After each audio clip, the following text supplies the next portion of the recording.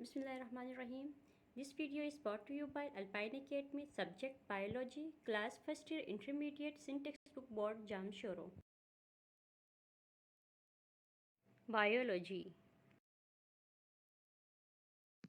बिस्मिल्लाहिर्रहमानिर्रहीम। अस्सलाम वालेकुम स्टूडेंट्स, आज हम चैप्टर नंबर 11 में लाइट इंडिपेंडेंट रिएक्शन या फिर जिसको हम डार्क रिएक्शन भी कहते हैं, इसको डिस्कस कर लेंगे। डार्क रिएक्शन या फिर लाइट इंडिपेंडेंट रिएक्शन को समझने के लिए आप केल्विन साइकिल को समझ लीजिए। ये जो साइकिल है या फिर ये जो डार्क रिएक्शन है, ये 3 फेजेस पे जाके कंप्लीट होता है और इस तरह से ये साइकिल चलता रहता है। तो सबसे पहला जो फेज है वो कार्बन डाइऑक्साइड जो है इसमें इंटर होता है, जिसको कार्बन फिक्सेशन कहते हैं इस फेज को। और दूसरा फेज जो है वो रिडक्शन फेज है, जबकि तीसरा फेज जो है वो रिजनरेशन ऑफ रिबुलोस बिसफॉस्फेट है। तो रिएक्शन जो है वो स्टार्ट होता है। सबसे पहले आप देखें कि जो रिबुलोस बिसफॉस्फेट है, ये रिबुलोस बिसफॉस्फेट जो है इसको बिसफॉस्फेट या बाइफॉस्फेट इसलिए कहते हैं क्योंकि इसमें जो है 2 फॉस्फेट अटैच होते हैं। जो बाकी के जो ब्लैक डॉट्स आपको नज़र आ रहे हैं राउंड शेप में, ये कार्बन है। तो यहाँ पे कार्बन जो है 5 है और 2 फॉस्फेट यहाँ पे अटैच हैं। एक फॉस्फेट जो है कार्बन नंबर 5 पे है और एक फॉस्फेट जो है कार्बन नंबर 1 पे अटैच है। और यहाँ पे सामने जो इसके 3 लिखा हुआ है, इसका मतलब ये है कि यहाँ पे रिबुलोस बिसफॉस्फेट या बाइफॉस्फेट के 3 मॉलिक्यूल्स यहाँ पे हैं। और in the presence of rubisco enzyme, ये क्या होगा जब कार्बन डाइऑक्साइड जो है वो इंटर हो जाता है, तो यहाँ से जो है कार्बन फिक्सेशन का जो स्टेप है वो या फेज जो है वो स्टार्ट हो जाता है। तो यहाँ पे क्या बनेगा, जो 6 कार्बन कंटेनिंग जो है कोई मॉलिक्यूल बनेगा। यहाँ पे भी 2 फॉस्फेट ही होंगे क्योंकि यहाँ से इंटर होने वाला जो है मॉलिक्यूल है वो कार्बन का है और फॉस्फेट जो है ऑलरेडी 2 रिबुलोस बिसफॉस्फेट के साथ पहले से ही मौजूद है। तो यहाँ पे जो है 6 कार्बन कंटेनिंग कोई मॉलिक्यूल बनेगा और इनके साथ जो है 2 फॉस्फेट अटैच होंगे और यहाँ पे इसके 3 मॉलिक्यूल्स हैं। तो अब क्या होगा, ये जो है ज़्यादा टाइम तक के लिए ये इसकी प्रेजेंस जो है वो नहीं होती, ये अनस्टेबल होता है, तो ये ब्रेक हो जाएगा और फिर जो है ये तब्दील हो जाएगा 6 मॉलिक्यूल्स में। और इसमें जो है फॉस्फेट जो है 2 नहीं होंगे बल्कि हर मॉलिक्यूल में एक ही फॉस्फेट होगा और इसमें जो है 3 कार्बन्स मौजूद होंगे और ऐसे मॉलिक्यूल 6 बनेंगे, जिसको कहा जाता है कि 3 फॉस्फोग्लाइसरेट कहा जाता है, क्योंकि इसमें जो है 3 मॉलिक्यूल्स बन रहे हैं और फॉस्फोग्लाइसरेट का मतलब है इसमें जो है सिर्फ एक ही फॉस्फेट जो है अटैच है। तो अब जो है ये जो 3 फॉस्फोग्लाइसरेट जो है इसको तब्दील करना है 1,3 बिस फॉस्फोग्लाइसरेट में या बाइफॉस्फोग्लाइसरेट में। तो उसके लिए जो है एटीपी की रिक्वायरमेंट होगी हमारे लिए। एटीपी जो है वो कहाँ से आएगा, जो लाइट रिएक्शन में जो एटीपी बना था वो एटीपी अब यहाँ पे यूज होगा।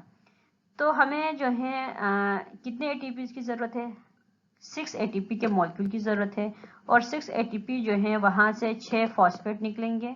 निकलने के बाद जो है जो एटीपी है वो कन्वर्ट हो जाएगा एडीपी में।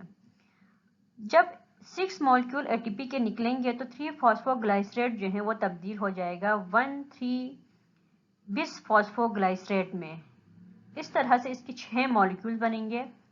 1,3 का मतलब यही है कि एक फॉस्फेट जो है वो कार्बन 1 पे अटैच होगा, दूसरा फॉस्फेट जो है वो कार्बन 3 पे अटैच होगा। तो बिस या बाई का मतलब यहाँ पे 2 फॉस्फेट अटैच है। अब इसके बाद जो है रिडक्शन का फेज जो है वो स्टार्ट हो जाएगा। जो 1,3 बिस फॉस्फोग्लाइसरेट जो है वो तब्दील हो जाएगा 3GP में या 3AGP हम इसको कहें ज़्यादा बेहतर है। 3 जो ग्लाइसरल्डिहाइड बिसफॉस्फेट हम इसको 3 ग्लाइसरल्डिहाइड फॉस्फेट हम इसको कहेंगे और यहाँ पे GA3P कहे या GA3P कहे वो ज़्यादा बेहतर है। इसमें जो NADPH बना था लाइट रिएक्शन के दौरान, तो ये NADPH से हम क्या करेंगे, यहाँ से हाइड्रोजन या फिर जो इनके इलेक्ट्रॉन जो हैं ये यहाँ से निकलेंगे। तो NADPH जो है वो तब्दील हो जाएगा NADP में और इस दौरान जो है 1,3-बिसफॉस्फोग्लिसराइड जो है 3GP में या 3HGP में ये तब्दील हो जाएगा और इसके जो है 6 मॉलिक्यूल्स यहाँ पे बनेंगे। ये फेज कहलाता है रिडक्शन फेज। अब यहाँ से जो है एक 3HGP जो है वो बाहर निकलेगा और ये जो है ये जो 3HGP है ये इस्तेमाल होगा ग्लूकोज और दूसरे ऑर्गेनिक कंपाउंड्स को बनाने में। अब ग्लूकोज या फिर ऑर्गेनिक कंपाउंड को बनाने में एक मॉलिक्यूल जो है इसका वो काफ़ी नहीं होता है, तो जब इसका दूसरा साइकिल स्टार्ट होता है केल्विन साइकिल का, ये बार बार ये रिपीट होता है, तो होने के बाद यहाँ से इसके नतीजे में इसके मॉलिक्यूल जो है Ga3P के मॉलिक्यूल यहाँ से निकलेंगे, तो वो मॉलिक्यूल आपस में मिलके ग्लूकोज और ऑर्गेनिक कंपाउंड्स की फॉर्मेशन करेंगे। अब यहाँ से जो है हमने कहा कि एक तो यहाँ से निकला एक मॉलिक्यूल इसका, तो बाकी कितने रह गए? यहाँ पे 5 रह गए, 5 3HGP यहाँ पे रहे। अब ये जो 5 जो 3HGP हैं या Ga3P हैं, ये इसको कन्वर्ट करना है फिर से रिबुलोज बिसफॉस्फेट में। तो इस दौरान जो है इसको दोबारा से इसी पोजीशन में लाने के लिए जो फेज इस्तेमाल होता है या फेज जो इसमें जितना जो ड्यूरेशन होता है, इस फेज को कहा जाता है रीजनरेशन ऑफ RUBP, क्योंकि RUBP जो है इससे रिएक्शन स्टार्ट हुआ था और अब जाके दोबारा फिर RUBP की फॉर्मेशन यहाँ पे हो रही है, रीजनरेशन यहाँ पे इसकी हो रही है। तो कहाँ से आएगा ये? फिर ATP के 3 मॉलिक्यूल्स को लेंगे और वो कन्वर्ट हो जाएगा ADP में, और इसके 3 मॉलिक्यूल्स है तो 3 इसके साथ लगेगा, और इस तरह से जो है ये काफ़ी कॉम्प्लेक्स प्रोसेस है। इसके दरमियान जो है काफ़ी स्टेप्स होते हैं या फिर इनमें कुछ चेंजिंग्स आती है, जिनके बाद जो है जाके ये 3RUBP में तब्दील हो जाता है। लेकिन आपके कोर्स के हिसाब से बस आप यही समझ लीजिए कि जो 3HGP है या फिर Ga3P जो है ये तब्दील हो जाता है RUBP में, और इसके जो है 3 मॉलिक्यूल्स होंगे। जो स्टेप हमने पहले शुरू किया था वहीं पे दोबारा आ जाएगा, और इस फेज को कहा जाता है रीजनरेशन ऑफ RUBP, और इसमें जो है 3 ATP के मॉलिक्यूल जो है इस्तेमाल होंगे और यहाँ से जो है 3 फॉस्फेट जो है यहाँ पे लगेंगे। लगने के बाद जो है फिर एक फॉस्फेट जो है वो कार्बन नंबर 1 पे, दूसरा जो है कार्बन नंबर 5 पे अटैच होगा। तो इस तरह से ये जो बनने वाला मॉलिक्यूल है ये रिबुलोज बिसफॉस्फेट या रिबुलोज बाईफॉस्फेट, बिकॉज 2 फॉस्फेट जो है यहाँ पे अटैच होंगे। तो इस फेज को कहा जाता है रीजनरेशन, और इस नतीजे में ATP जो है वो ADP में कन्वर्ट हो जाता है, और फिर यही रिबुलोज बिसफॉस्फेट जो है वो फिर इससे आगे फिर कार्बन फिक्सेशन का जो फेज है वहीं चलेगा, क्योंकि कार्बन इंटर होगा, इंटर होने के बाद इसके बाद रिडक्शन का फेज होगा, फिक्सेशन के बाद रिडक्शन का होगा, रिडक्शन के बाद फिर रीजनरेशन का। इसी तरह से ये प्रोसेस जो है चलता रहेगा। Light independent reaction. अब आते हैं थोड़ा सा टेक्स्ट की तरफ, जिसको डार्क रिएक्शन या फिर केल्विन बेल्सन साइकिल या फिर केल्विन साइकिल जिसको सिंपली कहते हैं। The second phase of photosynthesis results in the fixation of atmospheric carbon dioxide into sugar phosphates. ये जो सेकेंड फेज है फोटोसिंथेसिस का, फर्स्ट हमने पढ़ा था लाइट डिपेंडेंट रिएक्शन या फिर लाइट रिएक्शन को कहा था, जबकि सेकेंड फेज जो है वो है फोटोसिंथेसिस का लाइट इंडिपेंडेंट रिएक्शन। और इसमें जो है क्या होता है, एटमॉस्फेरिक जो कार्बन डाइऑक्साइड है वो फिक्स होता है, उसकी फिक्सेशन से जो है शुगर फॉस्फेट जो है बनते हैं। This part of photosynthesis does not require light energy directly, therefore it is generally termed as the dark reaction. वैसे इसको dark reaction कहना गलत है, light independent reaction कहना जो है वो ज़्यादा बेहतर है, क्योंकि इस प्रोसेस में जो है फोटोसिंथेसिस इसकी प्रोसेस में जो है लाइट जो है उसकी डायरेक्ट रिक्वायरमेंट यहाँ पे नहीं होती है, लाइट जो है उसकी डायरेक्ट ज़रूरत यहाँ पे नहीं होती है। These reactions, which require chemical energy in the form of ATP and NADPH2, are collectively known as Kelvin-Benson cycle. अच्छा, ये जो रिएक्शन जो है इसमें जो हो रहे हैं, इसमें हमने एक तो NADPH को यूज़ किया और दूसरा जो है हमने ATP को यूज़ किया, तो इनको जो है मिला के कहा जाता है कि ये केल्विन-बेंसन साइकिल है, क्योंकि जो ATP और NADPH जो बन रहा था लाइट रिएक्शन के दौरान वही ये यहाँ पे यूज़ हो रहे होते हैं। During this cycle carbon dioxide is reduced to triose phosphate and subsequently via other metabolic pathways of carbohydrates. इस प्रोसेस के दौरान, इस साइकिल के दौरान क्या होता है कि जो कार्बन डाइऑक्साइड जो है वो रिड्यूस होता है और ये ट्रायोस फॉस्फेट में ये तब्दील होगा और फिर इससे जो है डिहाइड्रो ऑक्सी एसीटोन फॉस्फेट जो है ये बनेंगे और इसके साथ साथ ये मेटाबॉलिक पाथवे जो होगा कार्बोहाइड्रेट का वो भी चलेगा। The type of plant in which first stable products is glycerate 3-phosphate contain 3 carbon atom are called C3 plant and the cycle called C3 cycle। जो प्लांट जिनमें जो फर्स्ट जो प्रोडक्ट होता है ग्लाइसरेट 3-फॉस्फेट या जिसको हम PGA भी कहते हैं, ये कंटेन होगा या ये मुश्तमिल होगा 3 कार्बन एटम्स पर और ऐसे जो प्लांट्स होते हैं उनको C3 प्लांट्स कहा जाता है और ऐसे साइकिल को C3 साइकिल कहा जाता है। बिकॉज इनमें कार्बन की तादाद जो है वो 3 है, इसी हिसाब से इनको नाम दिया जाता है C3 एंड इस साइकिल को जो है C3 साइकिल कहा जाता है। The Kelvin cycle consists of 13 main reactions catalyzed by 11 enzymes। अच्छा, ये जो केल्विन साइकिल जो है ये कंसिस्ट होता है, इसमें यूज़ होने वाले जो इंजाइम हैं जो अपना रोल प्ले करते हैं उनकी तादाद जो है वो 11 है और इसमें जो है होने वाले रिएक्शन जो है 13 मेन रिएक्शंस हैं। ये इतना इंपॉर्टेंट पॉइंट नहीं है, बस आप इस बात को याद रखें कि इसमें कितने इंजाइम्स और कितने रिएक्शंस होते हैं। बस ये कभी कभार इंस्टीट्यूट में या फिर वाइवा में पूछा जाता है कि कितने एंजाइम जो है वो केल्विन साइकिल में यूज होते हैं और इसमें कितने रिएक्शंस होते हैं। The C3 cycle is divided into 3 distinct phases और convenience to study, यानी C3 जो साइकिल है इसको डिवाइड किया जाता है 3 फेसेस में। जो फर्स्ट फेज है वो है कार्बो ऑक्सीलेशन, जिसको कार्बन फिक्सेशन भी कहा जाता है, during which carbon dioxide is fixed into organic molecule. अब इस स्टेप में ये होता है, इस फेज में ये होता है कि जो एटमॉस्फेरिक कार्बन डाइऑक्साइड जो है वो फिक्स होता है ऑर्गेनिक मॉलिक्यूल्स में।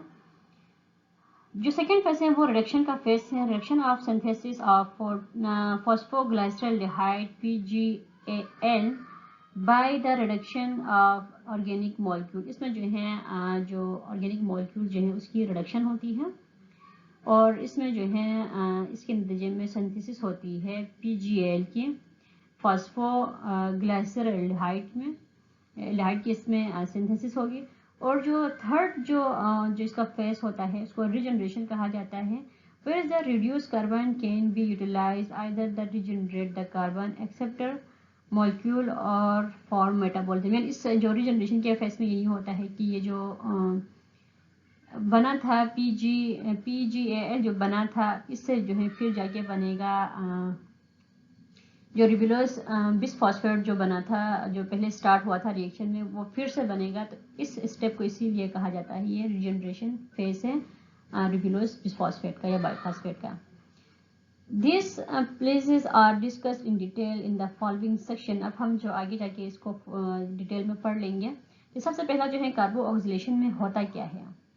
Carbo oxidation, this is the first and key reaction of Kelvin cycle where ribulose 1,5,5-phosphate is combined with atmospheric carbon dioxide to produce a short-lived 6-carbon intermediate which break into 2 molecules of glycerate 3-phosphate।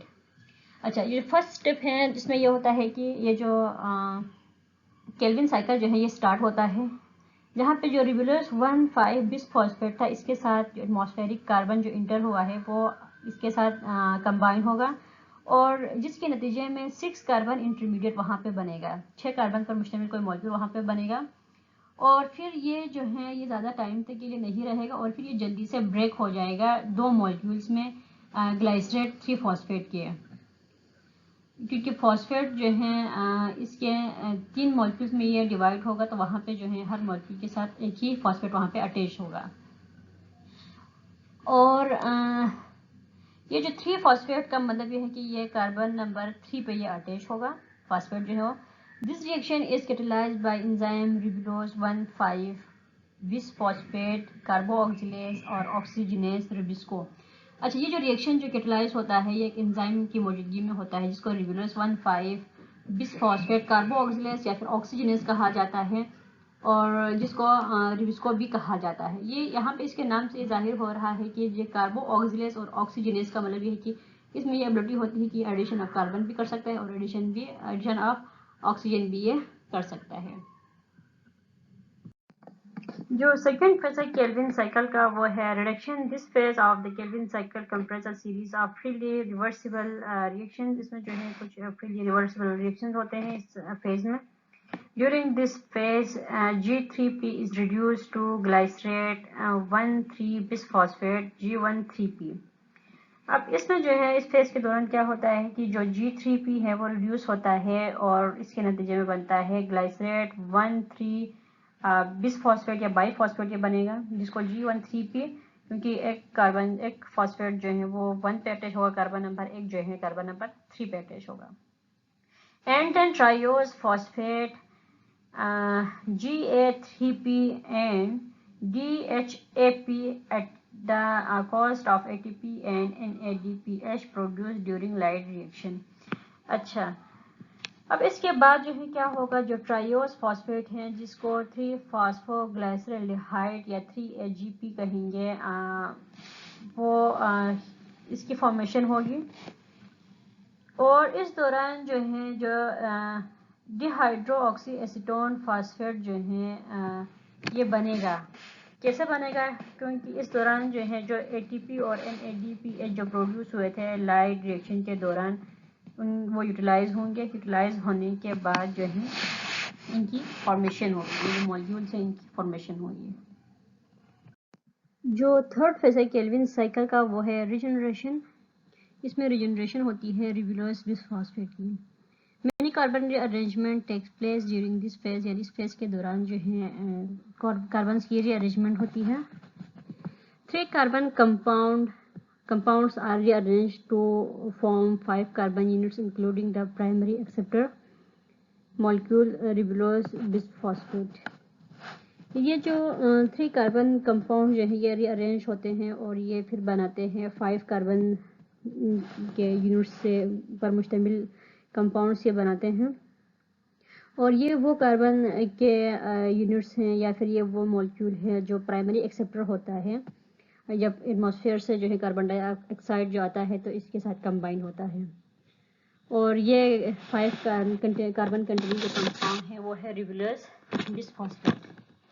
This stage involve enzyme 5 to 11। इस stage में जो है 5 से 11 तक enzyme जो है वो involve होते हैं। ये कौन कौन से इंजाइम्स हैं ये इतना कोई इंपॉर्टेंट पॉइंट नहीं है अकॉर्डिंग टू आपके जो कोर्स के हिसाब से, बस आप इतना याद रखिए कि इसमें जो है 5 से 11 तक कार्बन जो इंजाइम जो है ये इसमें इन्वॉल्व होते हैं। During this cycle 3 molecules of carbon dioxide fixed by molecule of RuBP which produce 6 molecules of 3 carbon compounds। अच्छा, इस साइकिल में यह होता है कि जो 3 मॉलिक्यूल आते हैं कार्बन डाइऑक्साइड के एटमॉस्फेयर में से और फिर ये 3 मॉलिक्यूल जो हैं कंबाइन होते हैं RuBP के 3 मॉलिक्यूल के साथ, रिबुलोस बिसफॉस्फेट या बाईफॉस्फेट के 3 मॉलिक्यूल के साथ ये कंबाइन होते हैं, जिसके नतीजे में जो है 6 मॉलिक्यूल्स बनते हैं जो कि 3 कार्बन पर मुश्तमिल होते हैं, जिसको ट्रायोस कहा जाता है। From these 6 molecules 5 are required to regenerate RuBP। इनमें से जो हैं 5 जो है ऐसे मॉलिक्यूल्स होते हैं, 6 मॉलिक्यूल्स में से 5 जो है ऐसे मॉलिक्यूल्स होते हैं जो कि RuBP को रिजेनरेट करने के लिए इनकी ज़रूरत पड़ती है।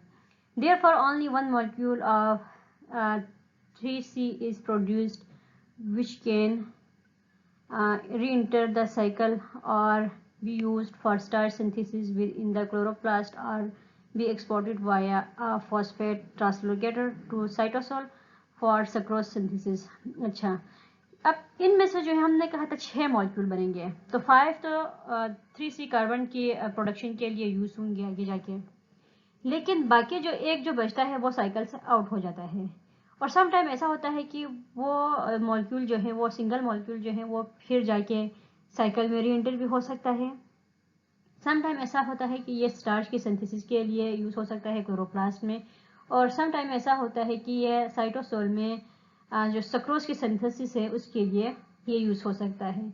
तो ये जो एक मॉलिक्यूल जो रिलीज़ हो रहा है इसका मकसद यही है कि या तो ये री एंटर होगा साइकिल में या फिर जब ये साइकिल दोबारा चलेगा तो वहाँ से एक और मॉलिक्यूल रिलीज होगा। तो इस तरह से वो फिर जो ऑर्गेनिक जो सब्सटेंसेस है, कंपाउंड्स हैं, या फिर जो ग्लूकोज वगैरह है, उसकी प्रोडक्शन में ये यूज़ होगा।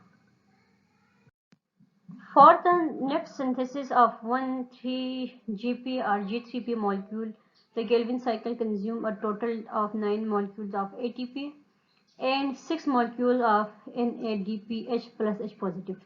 अच्छा, ये जो सिंथेसिस जो जितनी भी हुई 3G मॉलिक्यूल्स की या 3GP मॉलिक्यूल्स की, इसमें जो है जो केल्विन साइकिल जो कंप्लीट हुआ, इसमें टोटल जो है 9 मॉलिक्यूल्स एटीपी के इस्तेमाल होते हैं। शुरू में 6 मॉलिक्यूल एटीपी के इस्तेमाल हुए और बाद में जो है 3 इस्तेमाल होते हैं।